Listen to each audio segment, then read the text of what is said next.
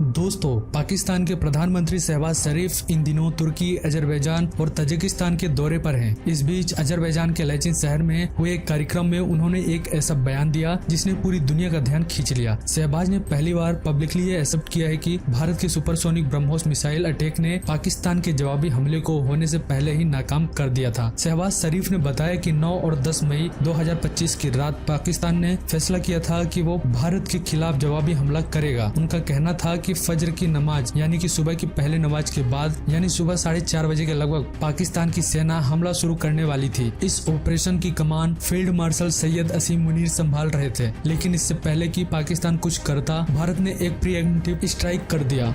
BrahMos cruise missile के जरिए भारत ने पाकिस्तान के कई इलाकों पर हमला कर दिया, जिससे सैन्य ठिकाने, एयरबेस और दूसरे अहम इंफ्रास्ट्रक्चर शामिल थे। भारत की ये मिलिट्री मूव इतनी तेज और सटीक थी कि पाकिस्तान की तैयारी धरी की धरी रह गई। खैर, भारत की ब्रह्मोस मिसाइल ने पाकिस्तान को ये स्वाद एक बार पहले भी चखा चुका है। इस पूरे स्पीच के दौरान शहबाज शरीफ ने कुछ अजीब तरह की हरकतें भी की। जैसे ही उन्होंने फील्ड मार्शल मुनीर का जिक्र किया तो उन्होंने उन्हें स्कूल बच्चे की तरह सबके सामने खड़ा कर दिया। उन्होंने कहा, हमारे फील्ड मार्शल यहाँ मौजूद हैं, मैं सबका उनसे परिचय कराना चाहता हूँ, कृपया खड़े हो जाइए। इसके बाद मुनीर अपनी सीट से उठकर बिल्कुल एक बच्चे की तरह चुपचाप खड़े हो गए और वहाँ मौजूद तुर्की के राष्ट्रपति अर्दोगान और अजरबैजान के राष्ट्रपति इल्हाम अलीयेव ताली बजाने लगे। ये पूरा सीन सोशल मीडिया पर भी वायरल हो गया, जहाँ लोग कहने लगे कि एक देश के फील्ड मार्शल को इस तरह से पायदा यानी पौन की तरह पेश करना पाकिस्तान की कमजोर स्थिति को दर्शाता है। इस पूरे भाषण में शहबाज शरीफ ने कई बार झूठे दावे भी किए हैं। उन्होंने कहा कि पाकिस्तान ने भारत के सैन्य ठिकानों पर हमला किया, लेकिन भारत ने पाकिस्तान के नागरिक ठिकानों यानी सिविलियंस को टारगेट बनाया, जबकि हकीकत यह है कि भारत ने पूरी तरह से टेररिस्ट और मिलिट्री को ही टारगेट किया था, चाहे वो आतंकी ट्रेनिंग कैंप्स हो, चाहे रडार सिस्टम या फिर एयर बेसेस। भारत का मकसद आतंकियों को खत्म करना था, न कि आम लोगों को नुकसान पहुंचाना। हाँ, ये अलग बात हो सकती है कि पाकिस्तान अपने देश में छुपे आतंकवादियों को नागरिक बता रहा है। शहबाज ने आगे कहा कि सुबह 9 बजे फील्ड मार्शल मुनीर को भारत से फोन आया, जिसमें सीज फायर पर बात की गई, लेकिन रिपोर्ट्स के मुताबिक ये भारत की कूटनीतिक सफलता थी। आपको बता दें कि इस पूरे घटनाक्रम से पाकिस्तान की हालात और उसकी छवि दोनों को जबरदस्त झटका लगा है। एक तरफ प्रधानमंत्री खुद मानते हैं कि भारत ने हमला कर उनकी तैयारी को तोड़ दिया, वहीं दूसरी तरफ वे झूठे दावे भी कर दुनिया को गुमराह करने की कोशिश भी कर रहे हैं। इसके अलावा फील्ड मार्शल जैसे उच्च पद पर बैठे व्यक्ति को मंच पर खड़ा करके इंट्रोडक्शन देना भी ये दिखाता है कि पाकिस्तान में डिसीजन मेकिंग सिर्फ मिलिट्री के हाथ में नहीं, बल्कि पीएम ऑफिस खुद भी पब्लिक एम्बेरसमेंट से नहीं बचा। अब हम जिस हाईलाइटेड अपडेट्स के बारे में बात करने वाले हैं, यह भी पाकिस्तान से ही निकल कर आ रही है। आपको इसके बारे में शुरू से बताते हैं। जब भारत ने ऑपरेशन सिंदूर के जरिए पाकिस्तान के अंदर घुसकर हमला किया तो न सिर्फ आतंकियों के ठिकाने तबाह हुए, बल्कि उनके हौसले भी पस्त हो गए। मगर उस हार को छिपाने के लिए अब जैश और लश्कर जहर उगलने और मासूमों को बहकाने के लिए हर मंच पर उतर चुके हैं। आपको बता दें कि 22 अप्रैल 2025 जम्मू कश्मीर के पहलगाम में हुआ आतंकी हमला, जिसमें कई निर्दोष नागरिक मारे गए, इस घटना ने पूरे देश को झकझोर कर रख दिया। जवाब में 7 मई को भारत ने ऑपरेशन सिंदूर के तहत सीमा पार आतंकियों के 9 ठिकानों पर जोरदार हवाई हमला किया। इस ऑपरेशन का मकसद सिर्फ बदला लेना नहीं था, बल्कि यह एक स्पष्ट संदेश था कि भारत अब चुप नहीं बैठेगा। ये हमले सीधे तौर पर जैश-ए-मोहम्मद यानी कि JEM और लश्कर-ए-तैयबा यानी कि LET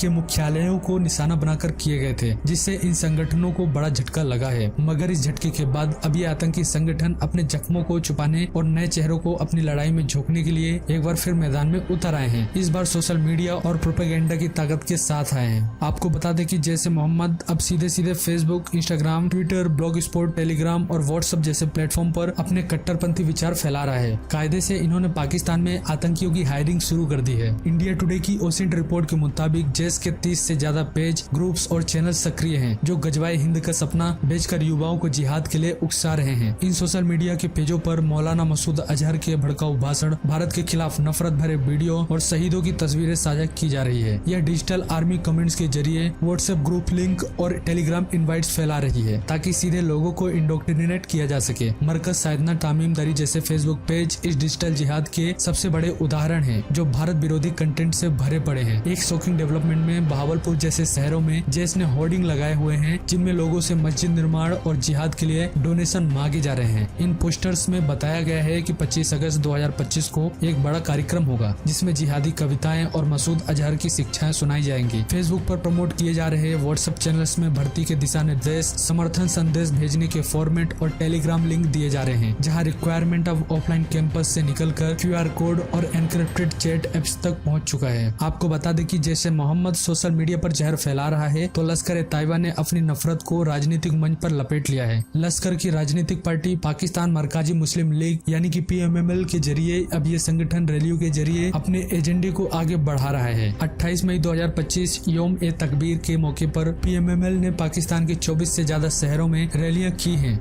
इन रैलियों में भारत विरोधी नारे, हाफिज शहीद और असीम मुनीर की तस्वीरें और न्यूक्लियर धमकियों से भरे पोस्टर नजर आए हैं। खास बात यह थी कि इन रैलियों की अगुवाई खुद UN द्वारा प्रतिबंधित आतंकी सैफुल्लाह कसूरी कर रहा था। वह सैफुल्लाह जिस पर पहलगाम हमले में शामिल होने का आरोप है। आपको बता दें कि सैफुल्लाह कसूरी ने एक सार्वजनिक सभा में खुलेआम कहा है, भारत ने पहलगाम हमले का आरोप मुझ पर लगाया है, मैं इस पर फख्र करता हूँ। अब कसूर सिर्फ पाकिस्तान का एक जिला नहीं बल्कि पूरी दुनिया में मशहूर है। आपको बता दें कि इसी मंच पर मौजूद था लश्कर का सह संस्थापक अमीर हमजा, जिसने कश्मीर बनेगा पाकिस्तान, पंजाब बनेगा पाकिस्तान जैसे नारे लगाए थे और मंच की शोभा बढ़ा रहा था। हाफिज सईद का बेटा तलहा सईद, जिसे अमेरिका और भारत दोनों ने वैश्विक आतंकी घोषित किया हुआ है। इन सब घटनाओं पर पाकिस्तान सरकार की चुप्पी चौंकाने वाली नहीं है, बल्कि आदतन अपराध है, यानी कि यूजुअल क्राइम है। पंजाब असेंबली के स्पीकर मालिक अहमद खान खुद इस आतंकी मंच पर मौजूद थे। इससे साफ होता है कि पाकिस्तान की राजनीति अब आतंकियों के इशारे पर चल रही है। क्या यही है वो न्यू पाकिस्तान जिसकी बात इमरान खान और अब शहबाज शरीफ करते हैं? आपको बता दें कि ऑपरेशन सिंदूर के जरिए भारत ने यह स्पष्ट कर दिया है कि अब सिर्फ बयानबाजी नहीं होगी, जवाब दिया जाएगा, वो भी दुश्मन के घर में घुसकर। लेकिन जवाबी हमलों के बाद आतंकियों का ये डिजिटल और आइडियोलॉजिकल काउंटर ऑफेंसिव भारत के लिए एक नया खतरा है।